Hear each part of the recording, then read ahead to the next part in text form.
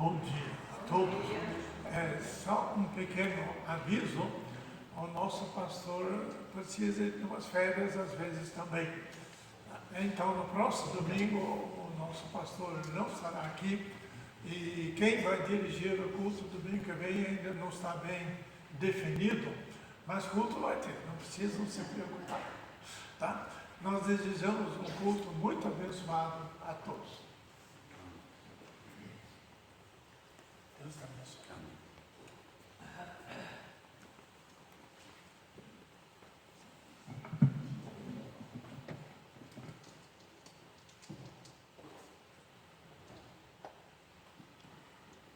Damos boas-vindas a todos os irmãos para este momento do louvor, de adoração, exaltação ao nome de Deus, Pai, Filho e Espírito Santo, que é digno de toda honra, toda glória e louvor. Sejam assim bem-vindos e vamos iniciar o culto. Eu convido a igreja a pôr-se em pé para um momento de oração silenciosa.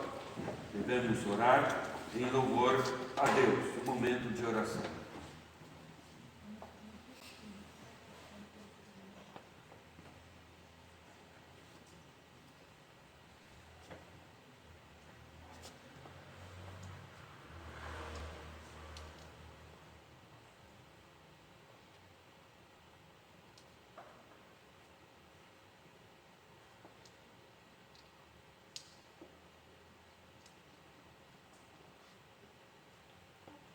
Louvem o nome do Senhor, porque só o seu nome é excelso.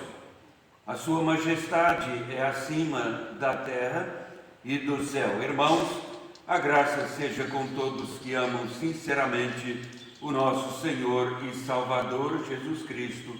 Amém. Cantemos ainda em pé o hino ao Deus de Abraão, louvai 197 do Inário.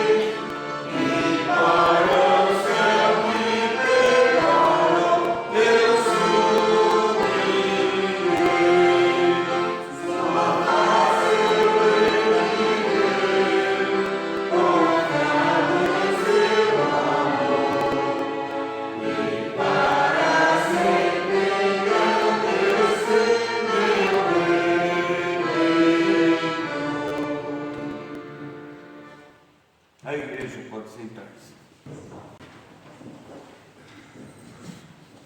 Nós vamos continuar louvando a Deus numa oração. Vamos orar. Bendito Deus, ó Pai Celestial, rendemos-te graças por retornarmos à tua casa, hoje o dia do Senhor, este dia que o Senhor, em graça infinita, separou para o exercício devocional, para ser o dia da santificação, o dia em que nós nos voltamos para o teu trono, com a expressão do louvor, da adoração e a nossa gratidão, pois reconhecemos os teus feitos, nos teus feitos a expressão da tua bondade, as tuas misericórdias para conosco. Louvamos-te, Senhor, por teu cuidado tão especial para com o teu povo. Louvamos-te, ó Pai, por tua provisão a cada dia, a segurança, a direção em nosso viver. Louvamos porque o Senhor está sempre presente conosco, norteando os nossos passos, dirigindo a nossa vida. Rendemos-te graças por esta segurança. Queremos, ó Pai, pedir a tua bênção, então, sobre a reunião do teu povo na tua presença, a tua igreja congregada neste dia. Neste culto possamos, ó Pai, estar glorificando o teu nome, estarmos assim objetivando tão somente a tua glória. Seja um culto para a tua glória, mas seja um culto também para a nossa edificação, o nosso fortalecimento espiritual, de tal maneira que depois, retornando para as nossas casas, façamos na certeza da tua presença e direção em nossa vida. Assim fica conosco, receba o nosso louvor, a nossa adoração, pois fazemos em nome de Jesus. Amém. Nós vamos ler a palavra de Deus, conforme o salmista, no Salmo 70. O Salmo 70, todo o Salmo é de 1 a 5. Salmo 70.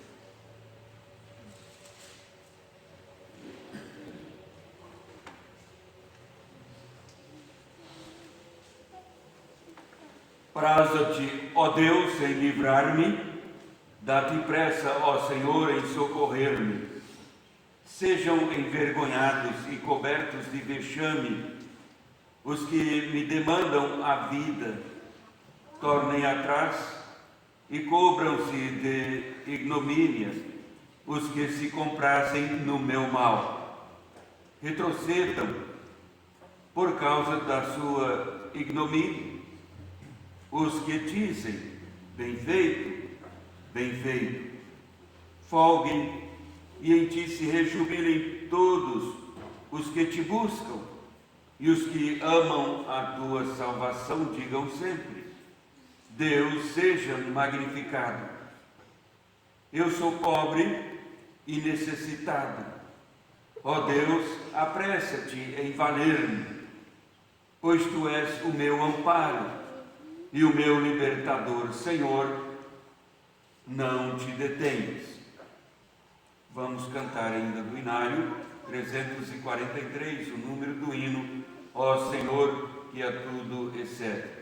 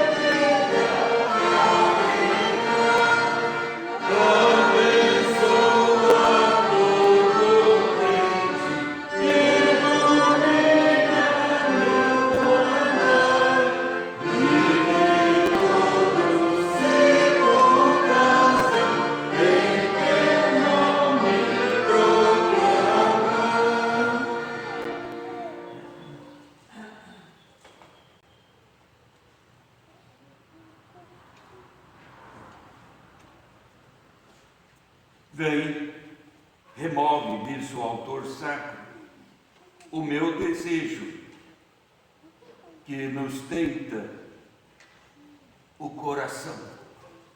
Vamos ter um momento de contrição, então, colocarmos assim em súplicas o perdão de Deus mediante a confissão dos pecados. Oremos silenciosamente.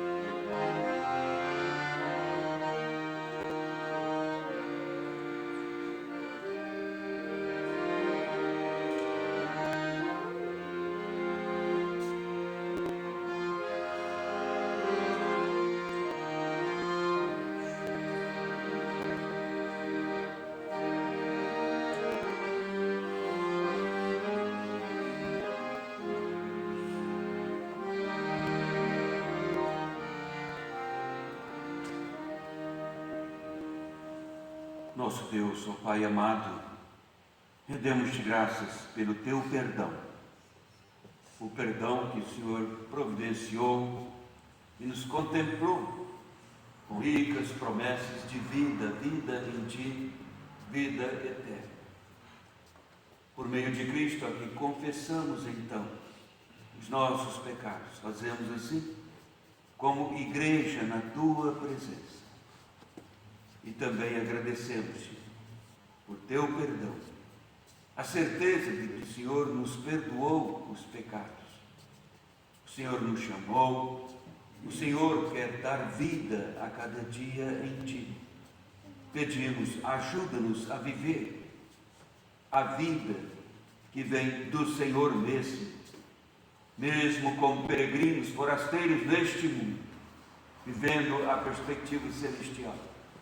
Ajuda-nos, ó Pai, para que possamos ter uma vida compatível à tua soberana vontade para com a tua igreja, para conosco. Nós adoramos o teu nome e somos-te agradecidos. Em nome de Jesus. Amém.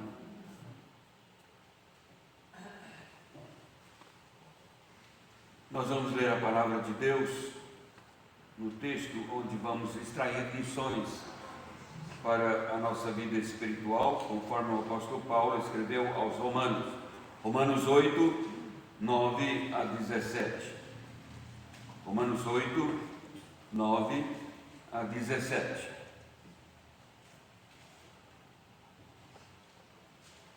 Romanos 8, 9 a 17. Vamos fazer esta leitura de forma responsiva, alternando nos seus versículos. Lerei o versículo dos irmãos seguinte: Vós, porém, não estáis na carne, mas no Espírito, se de fato o Espírito de Deus habita em vós. E se alguém não tem o Espírito de Cristo, esse tal não é dele. Se, porém, Cristo está em vós, o corpo, na verdade, está morto por causa do pecado, mas o Espírito é vida por causa da justiça. Se habita em vós o Espírito daquele que ressuscitou a Jesus dentre os mortos, esse mesmo que ressuscitou a Cristo Jesus dentre os mortos, vivificará também o vosso corpo mortal, por meio do seu Espírito que em vós habita. Assim, pois, irmãos, somos devedores, não à carne, como se constrangidos a viver segundo a carne. Porque, se viverdes segundo a carne, caminhardes para a morte, mas se pelo Espírito mortificardes os feitos do corpo, certamente vivereis. Pois todos os que são guiados pelo Espírito de Deus são filhos de Deus. Porque não recebestes o espírito de escravidão para me verdes outra vez atemorizados, mas recebestes o Espírito de adoção, baseados no qual clamamos, Abba, Pai. O nosso Espírito testifica com o nosso Espírito que somos filhos de Deus. Ora, se somos filhos, somos também herdeiros, herdeiros de Deus e co-herdeiros com Cristo. Se com Ele sofremos, também com Ele seremos glorificados. Nós vamos cantar o hino 109, a primeira, segunda e sexta estrofes. Ó vem Espírito de amor.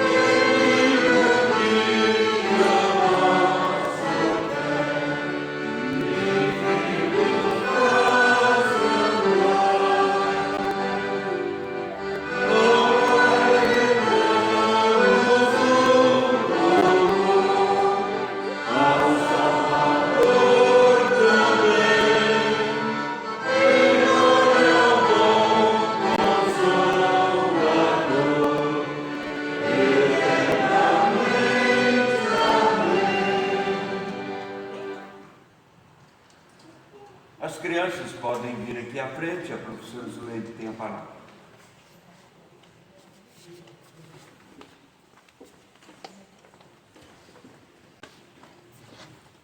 Bom dia para vocês. Bom dia. Bem, depois nós vamos brincar disso aí, né? Depois da classe, né? Não na classe, tá bom? Fico feliz que vocês estão aqui para aprender mais da palavra de Deus. E eu sei que alguns faltaram bastante vezes e não chegaram a aprender o versículo que nós estávamos já estudando há 1 mês e meio. E eu quero, assim, recordando uma vez que eu estava numa igreja e estava ensinando esse versículo para as crianças, João 3,16. E aí chegou um momento e eu pedi para as crianças virem à frente para recitar o versículo. Mas eu não vou fazer isso. Sabe por quê? Porque eu não sei se eu fiquei muito triste e seus pais ficaram muito envergonhados. Porque na hora que a gente começou, porque Deus amou, e aí as crianças que sabiam iam para frente, mas tinha alguns que ficavam. E olhando para o outro. Não sabiam qual eram as palavras que vinham, porque faltaram, e aí não souberam o versículo. Né? Foi um termômetro para os pais, então, ver o quanto que faz falta quando não vem todos os domingos. Mas nós vamos ver só a primeira parte desse versículo aqui por causa da nossa lição de hoje. Vocês que já estavam lá algumas vezes, podem falar comigo. E podem falar alto, porque vocês sabem falar alto. Eu já vi vocês gritando por aí. Tá? Então, como é que ele começa? Porque Deus amou.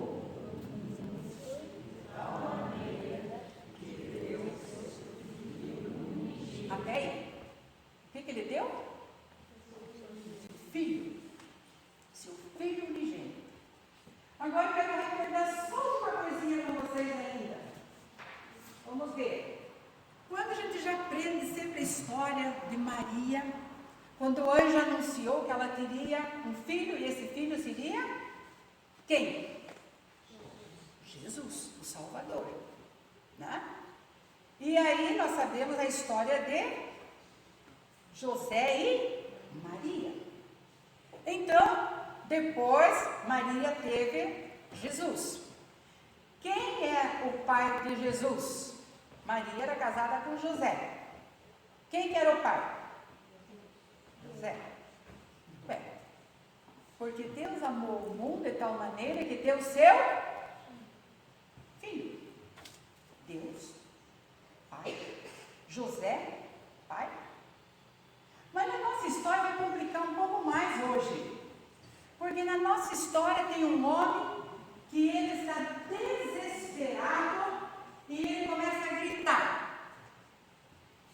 Ele começa a gritar e diz, ele ouve Jesus lá passando, e diz, Jesus, filho de Davi, tem misericórdia de mim. Filho de quem? Jesus, filho de Davi. Filho de Davi? Bem, filho de Deus? Filho de José? Filho de Davi? Que confusão! Quem que lê afinal? Então, na nossa história hoje nós vamos ver por que aquele homem estava dizendo filho de Davi. Nós vamos estudar. Talvez tenha alguns aqui que estão aí também não estão sabendo dessa história, né? Filho de quem que é? Nós vamos para a nossa classe, mas hoje nós vamos cantar, aquilo nós estamos cantando também todos os domingos, vocês estão até de cor, eu já pedi até para o Kennedy colocar lá, não sei se é o Kennedy, quem está lá não. Nós cantamos esse hino, a presença de Jesus. Nós vamos cantar só a parte do coro, vamos ficar em pé para a gente estar cantando. A presença de Jesus enche o coração de luz, muito preciosa fica, cada vez mais rica, essa caminha com Jesus. A igreja pode sentar-se.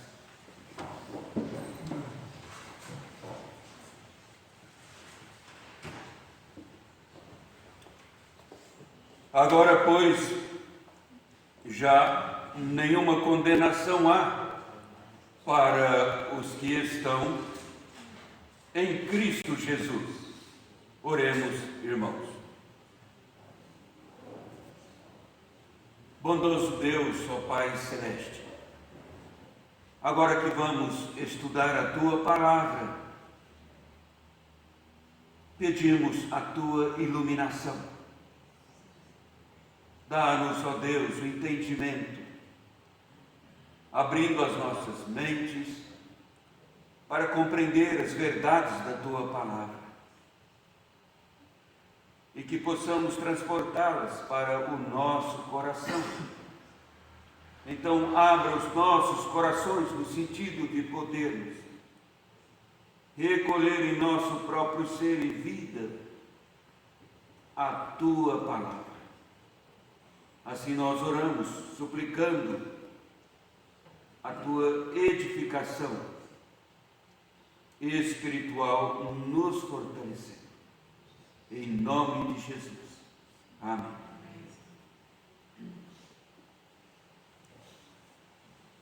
É seguro? Esta é a pergunta. É seguro?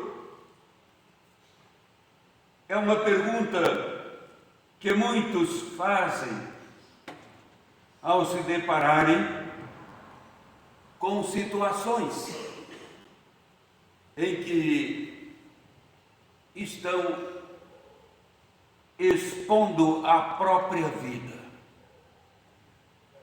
Pergunta-se: é seguro?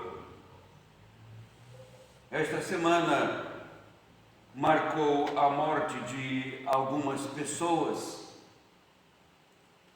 milionários, que certamente achavam que estavam seguras. Afinal, pagaram na passagem um preço incalculável para poucas horas de uma aventura. Ver o quê? Ver os destroços do Titanic. Sabemos que aquele barco ou navio é um projeto mas que foi desenvolvido de forma pretensiosa na ocasião e que dava aos responsáveis em toda a embarcação naquele navio o senso do orgulho, da soberba. Por isso até dispensavam a ajuda de Deus. A aventura agora para ver os destroços parece ser também marcada por certa soberba. Em entrevistas, alguns responsáveis disseram: era inseguro, mas não ouviram e seguiram o plano da aventura. Achavam que estavam seguros, com poucos metros de profundidade, terminaram com a própria vida. Não estavam seguros, mas achavam que estavam seguros. E quanto à nossa caminhada também, a nossa caminhada celestial, podemos afirmar, estamos verdadeiramente seguros e podemos dizer sim. Aliás, é o único caminho em que o ser humano se acha verdadeiramente seguro. Estamos seguros, primeiro, porque o Espírito Santo de Deus está presente conosco. No texto que precedeu o texto que fizemos a leitura, o capítulo 8, do primeiro versículo até o 8º versículo, Paulo está fazendo uma clara distinção entre a vida carnal e a vida espiritual. E chega no final desta parte, a primeira do capítulo 8, com o versículo 8, o apóstolo diz: portanto, os que estão na carne não podem agradar a Deus. Depois de fazer essa distinção da vida carnal e a vida carnal, mas os que estão na carne não podem agradar a Deus, ou seja, vida sem o Espírito de Cristo, incrédulos, não podem agradar a Deus. E ele passa a desenvolver de modo mais incisivo ainda a parte seguinte, a que fizemos a leitura. No verso 9, ele mostra a diferença daquele que não crê para aquele que crê. Ele diz: vós, porém, não estáis na carne, mas no Espírito. Olha o que o apóstolo está fazendo. Ele termina uma parte do assunto sobre vida carnal, vida espiritual, dizendo: os que estão na carne não podem agradar a Deus. E começa agora uma nova etapa no seu assunto. Um título com vários temas. Ele começa então dizendo: vós, porém, não estáis na carne, mas no Espírito. Está no Espírito. O apóstolo não está aqui, irmãos, procurando elogiar os cristãos, seus leitores. A carta é aos Romanos, portanto, os seus leitores cristãos. da igreja de Roma. Não, ele não está elogiando. Vós, porém, não estáis na carne, não está fazendo nenhum elogio, mas também ele não está influenciando o cristão para buscar práticas, mostrando, imagino eu aqui e posso ver com certeza, o óbvio do apóstolo Paulo nessa sua forma de falar. Então ele não está influenciando o cristão para buscar práticas, mostrando sob sugestão apostólica, ou seja, não há qualquer sugestão do apóstolo sobre a mente dos seus leitores, como que incentivando eles por vontade própria ter atitudes, forma de vida, como se tivessem, ou mostrando como se estivessem no espírito e não na carne. Não, ele não está agindo aqui de forma a estabelecer uma sugestão mental naqueles cristãos. Pelo contrário, ele está afirmando: olha, é impossível ser cristão e não estar no Espírito. Não podemos ser cristãos e não estarmos no Espírito. Daí dizer, se de fato o Espírito de Deus habita em vós, com a habitação do Espírito Santo, é que o cristão pode dizer: sim, a minha caminhada celestial é plenamente, solidamente segura, porque o Espírito Santo de Deus habita em nós. No entanto, o apóstolo está despertando, aliás, ele está, de fato, irmãos, apelando aqui para um exame mais aprofundado que o cristão precisa fazer de si mesmo. Interessante, porque eu gostava muito de ir à biblioteca na parte da tarde, quando ainda estava estudando, e era uma biblioteca expansiva, bem lotada de livros, e eu gostava de ver o setor da biblioteca e misturava um pouco de filosofia com teologia. Eu recordo de ter lido ali de um escritor, também um teólogo reformado, quando ele dizia: os filósofos pregam muito, conheça-te a ti mesmo, conheça-te a ti mesmo. De fato, conheça-te a ti mesmo, ó que maravilha.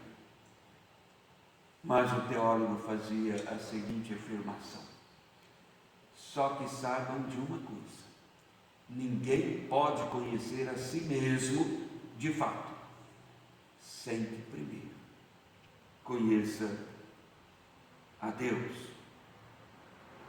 Então o apóstolo Paulo está dizendo: faça um exame aprofundado sobre vocês mesmos, cada cristão fazendo o exame, sondando a própria vida, lendo, fazendo a leitura da própria vida cristã, mas faça isto com seriedade, com profundidade, com uma autocrítica séria sobre você mesmo como um cristão. Ora, irmãos, o que há de ruim? Somente a colheita fazer o resultado será ótimo. Uma avaliação que nos leva a conhecer mais a nós mesmos Como precisamos fazer isto?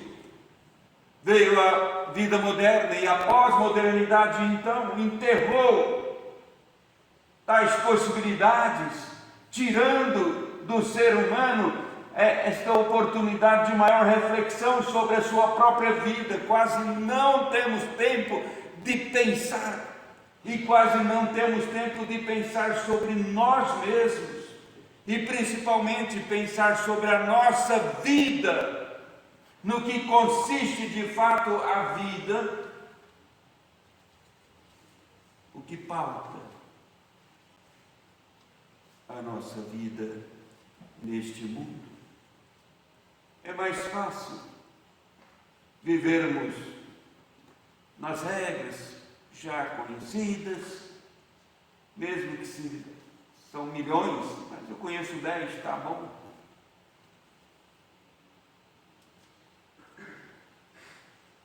Mas o apóstolo Paulo está fazendo assim. É preciso um exame mais aprofundado. Agora, irmãos, isto por quê? No pensamento do apóstolo, é para o cristão não se deixar levar pelo engano a respeito de Cristo. Ele pode pensar que é cristão, e no exame aprofundado descobre: eu não sou cristão. Mas ainda há tempo para eu ser cristão. Muitos cristãos acham que não são cristãos. Muitos não cristãos acham que são cristãos na igreja. Muitos cristãos têm a certeza da salvação em Cristo. Muitos cristãos entendem a si mesmos como cristãos, mas não têm certeza da vida em Cristo, não têm certeza da perseverança, da continuidade até o final, não tem esta segurança, mas podemos ter. Este é o caminho seguro da vida que o apóstolo está ensinando aqui nesta carta. Isto porque o Espírito Santo está presente, mas este Espírito Santo de Deus presente no cristão é o Espírito que dirige o cristão. A característica mais segura que faz então a diferença dos filhos de Deus para os filhos do mundo, os que não são os filhos de Deus, é exatamente a regeneração. Regeneração operada nos salvos. Regeneração como iniciativa de Deus. Regeneração operada pelo Espírito de Deus. Para quê? Para a vida em santidade, para a santificação. O apóstolo deixa claro que aqueles os quais Deus dirige pelo seu Espírito, sim, estes é que são espirituais. Isto, irmãos, ser dirigido pelo Espírito de Deus é um dom de Deus, é o dom celestial, é uma dádiva de Deus, é Deus propondo guiar sempre a nossa vida, de maneira que o final do verso 9, ainda o apóstolo escreve: se alguém não tem o Espírito de Cristo, não, esse tal não é dele. Se não tem o Espírito de Cristo, então não é dele. Irmãos, estamos seguros, e bem seguros quanto à vida eterna. em Deus. Sim, estamos seguros, porque a nossa segurança em Deus, e olhem bem isto, não está nos nossos feitos, sejam feitos ruins para nos desaprovar diante de Deus, seja em boas ações para nos aprovar diante de Deus. Ainda bem que a nossa segurança quanto à vida eterna em Deus não consiste nos nossos feitos, sejam eles negativos ou positivos. Não, porque fracassaríamos, sem dúvida alguma. Está somente na habitação e direção do Espírito Santo. Nisto sim, existe verdadeira segurança. Ora, irmãos, como posso saber? Devemos pelo menos entender uma coisa: nós não fomos criados e depois redimidos, regenerados, para ficar dando espetáculos, tendo uma vida dramática, querendo evidenciar a presença de poder em nós, como que mostrando que o Espírito Santo está presente conosco. Nós fomos criados, nós fomos regenerados, ou então redimidos por Deus, para simplesmente vivermos para Deus, no propósito de Deus, conforme o querer de Deus. É para isso. Assim é que muitos dizem, de forma até correta, nós pertencemos a Deus duas vezes. Primeiro porque Ele nos criou, depois porque Ele nos redimiu. Mas apresentando essa segurança e certeza de vida que o cristão pode ter, o apóstolo então passa a fazer aqui, irmãos, um contraste entre espírito e carne. Com respeito carne, carne aqui é uma referência à natureza caída, é uma referência ao Adão, o velho Adão, em pecado. É uma referência à natureza, então, corrupta. E nós herdamos, inevitavelmente, de Adão esta natureza.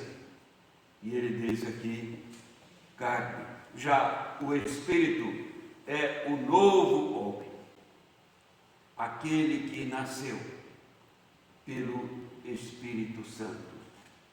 No versículo 10 ele escreve: se porém Cristo está em vós, o corpo, na verdade, está morto, mas o corpo não está morto.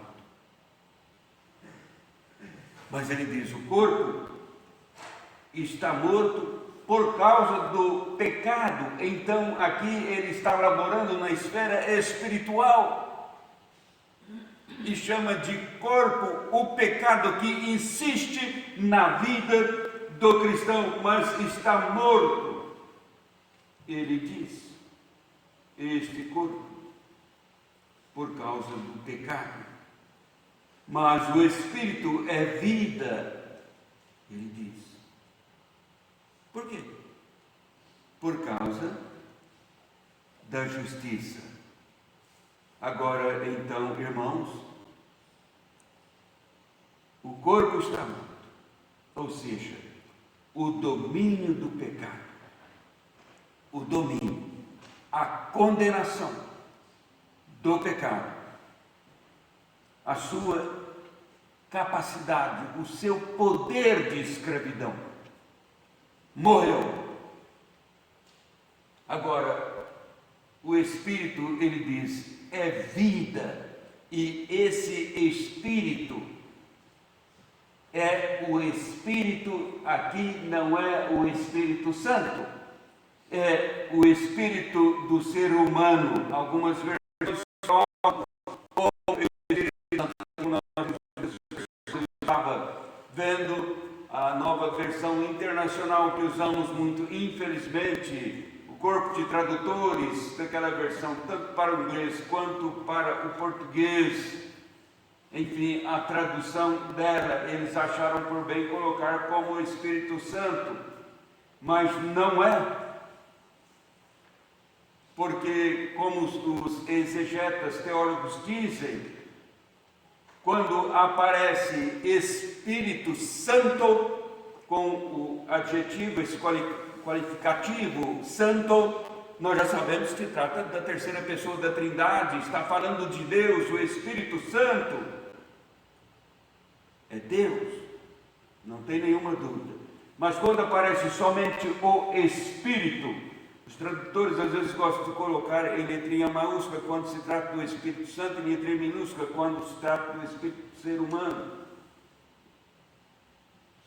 Mas, no caso aqui, tem que observar bem o contexto, quando se perde e não tem o qualificativo santo e é só Espírito. Então precisa ver o contexto para ver o que está se referindo, e neste caso não há dúvida alguma que o Ferreira de Almeida, o João Ferreira de Almeida traduziu certo. Ele mostra que é o Espírito, aqui é o Espírito humano. Isto porque o apóstolo está fazendo o contraste entre o corpo e o Espírito.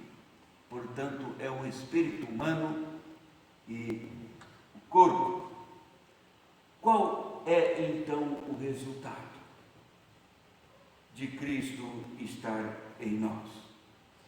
O apóstolo está dizendo, o resultado da presença do Espírito de Cristo em nós é este: o corpo está morto por causa do pecado, mas o Espírito, nosso espírito humano, é a vida por causa da justiça. E quando fala de justiça, devemos lembrar que em Romanos mesmo o apóstolo bate muito nisto, nesta tecla, por isso é chamada teologia de Paulo em Romanos. Ele está dizendo que a justiça de Deus é revelada em Cristo Jesus. Então a justiça aqui é a justificação em Cristo Jesus. Nisto nós, o espírito humano, ser humano, o apóstolo está dizendo, tem vida, porque Cristo venceu a morte. E ele prossegue, dizendo que este Espírito que ressuscitou a Cristo é que nos ressuscita. Ali não está falando da ressurreição final, está falando da nossa vida em Cristo Jesus. Ele nos vivificou com a sua ressurreição. Quando nós cremos em Cristo, nós temos a vida em Cristo. Ele nos vivificou, e Paulo diz, por causa da justiça, finalizando, irmãos, o Espírito de Cristo, então, é que nos vivifica. Ele diz, se habita em vós o Espírito daquele que ressuscitou Jesus dentre os mortos, no verso 11, esse mesmo que ressuscitou a Cristo Jesus dentre os mortos, vivificará também o vosso corpo mortal, por meio do seu Espírito, que em vós habita. Temos aqui, bem claro, o retrato verdadeiro agora do cristão. É é aquele que é vivificado. Não será vivificado se chegar ao céu. Não tem nada disso. Mas chegará, porque é vivificado. O apóstolo Paulo está mudando esta ordem, apontando para a segurança que há para o cristão verdadeiro. Por isso digo, aqui temos o retrato do verdadeiro cristão. Mas pastor, perguntaria a alguém, um cristão verdadeiro pode ser membro muitos anos de uma igreja, frequentar a igreja, ser assíduo às atividades, aos cultos na igreja. Um cristão verdadeiro contribui muito em várias áreas com a obra de Cristo neste mundo através da atividades da igreja. Mas depois de muitos anos ainda ele descobre que o pecado está nele. Como pode ser isto? Precisamos saber uma coisa: a conversão não garante a isenção da tentação. Ou então Cristo não teria ensinado aquela oração aos discípulos: orareis assim, não nos deixes cair em tentação. Por quê? Se a conversão já isentou da tentação. Mas ele ensinou, prova isto, e ensinou quem orar. Quem ora são aqueles, os filhos de Deus. Então a conversão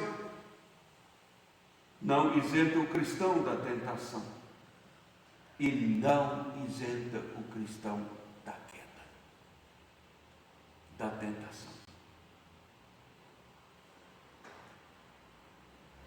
Acham por quê?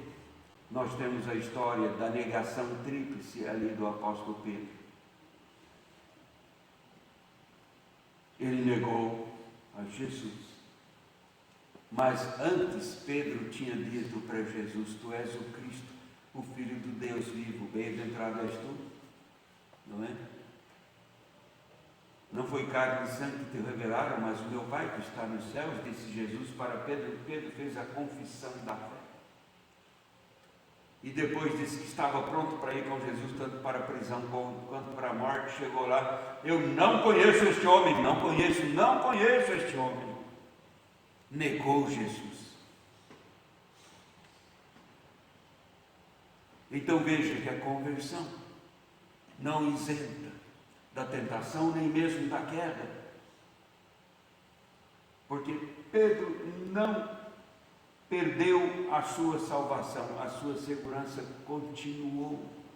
Porque Jesus disse para ele: mas eu roguei por ti, Pedro, para que a tua fé não desfaleça. Está no Espírito presente de Cristo no cristão, que intercede junto a Deus pelo cristão.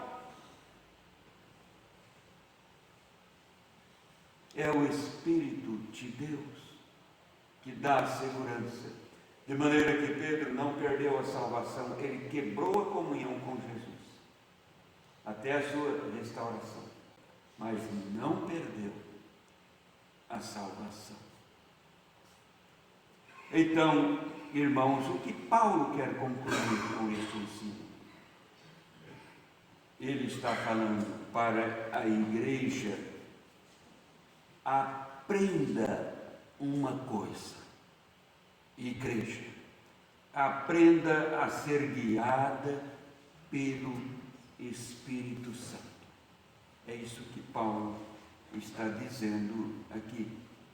Aprenda a ser guiada pelo Espírito Santo. Para mim, este é o manual central de uma igreja que teme a Deus. Este é o grande manual da igreja. Ser guiada pelo Espírito Santo.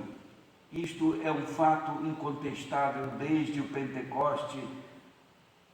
A vinda, a presença do Espírito Santo para supervisionar a igreja. Jesus disse: é necessário que eu vá para que venha o Espírito Santo.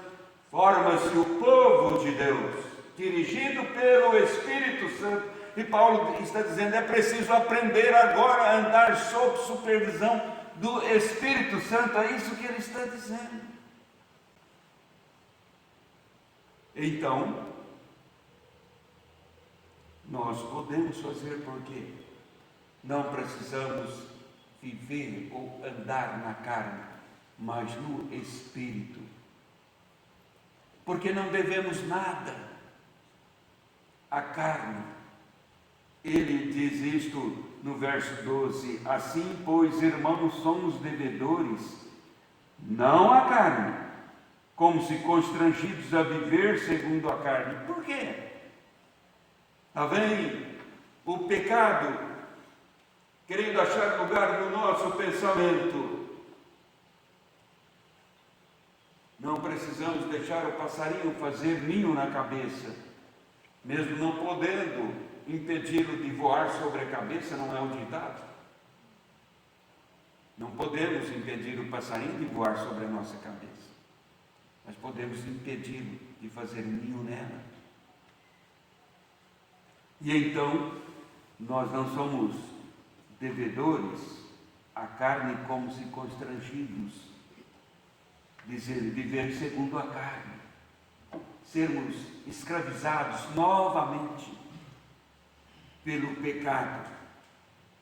Não, mas nós devemos ser guiados pelo Espírito Santo de Deus, como está no verso 13, porque se viverdes segundo a carne, caminhais para a morte, mas se pelo Espírito mortificardes os feitos do corpo, certamente vivereis.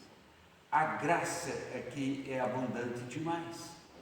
É graça sobre graça, chamando o cristão à sua responsabilidade cristã, viva, sob direção do Espírito Santo, não se sujeitando ao pecado,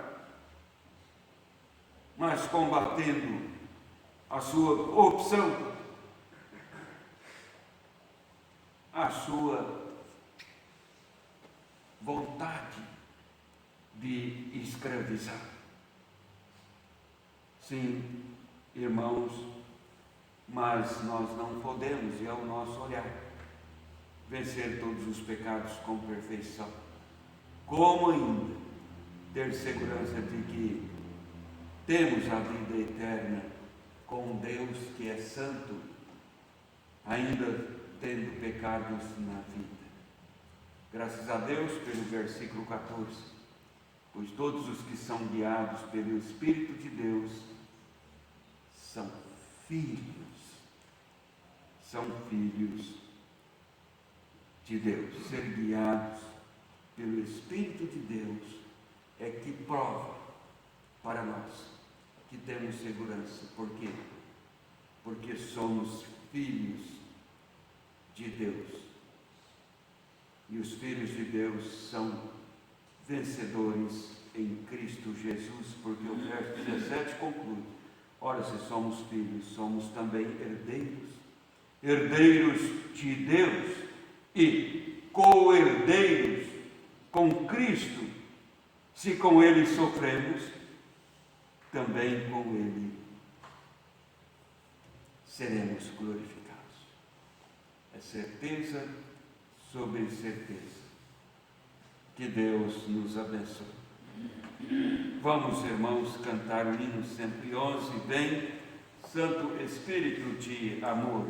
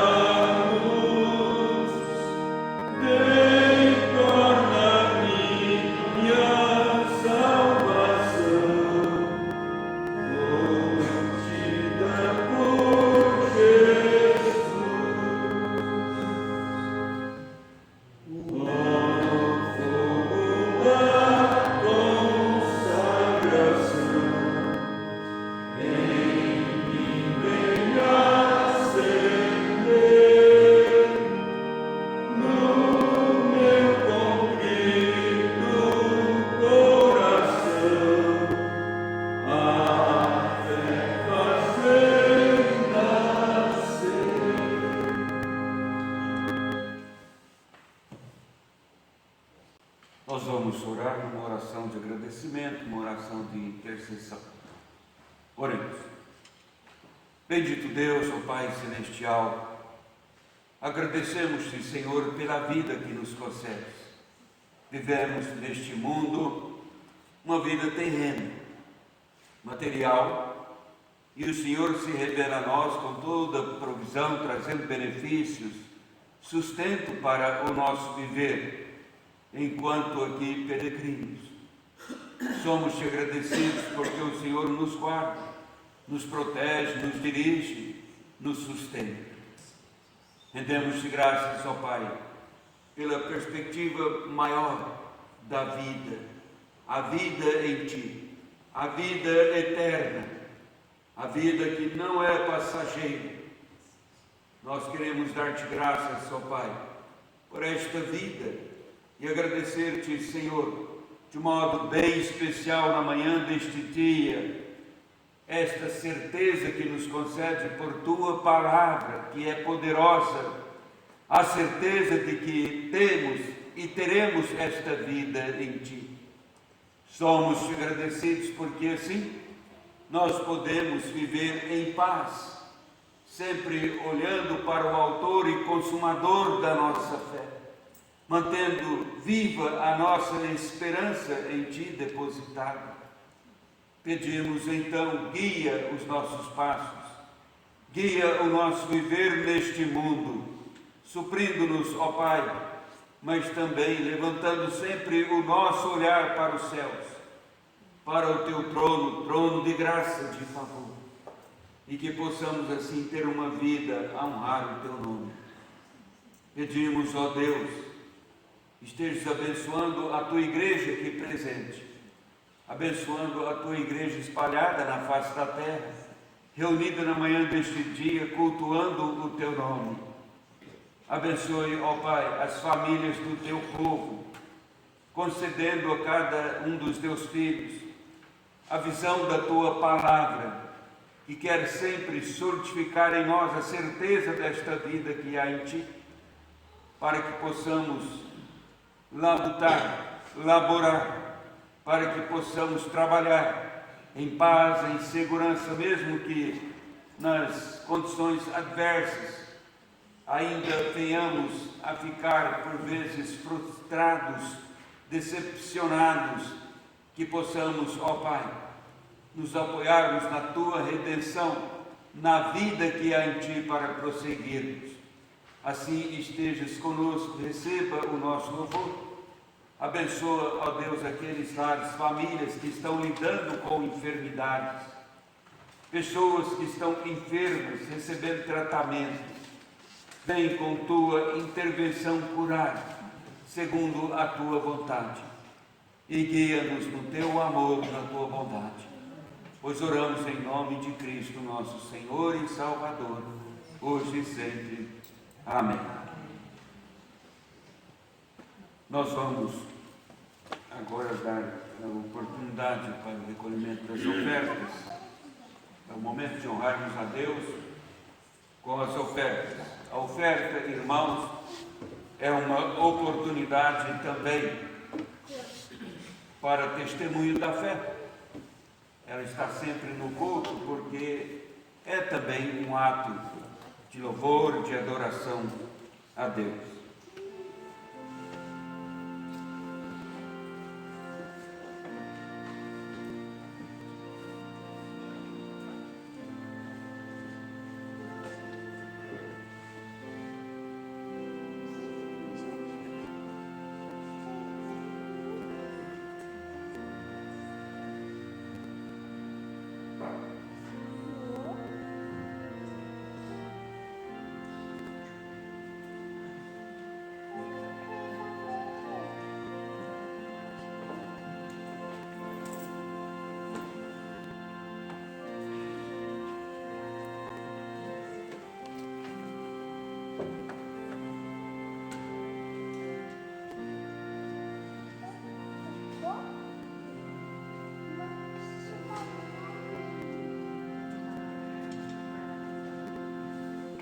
Convido a igreja a pôr-se em pé para encerrarmos o culto, cantando o hino 339, Venha Senhor guiar-me, e depois então a impetração da bênção e o encerramento com o Amém Deus.